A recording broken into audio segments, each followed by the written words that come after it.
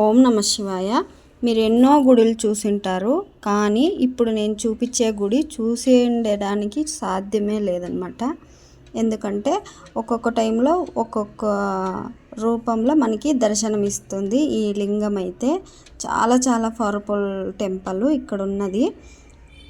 అదేది కాదు, విరూపాక్ష టెంపుల్ అనమాట. కోలార జిల్లాలో విరూపాక్ష టెంపుల్.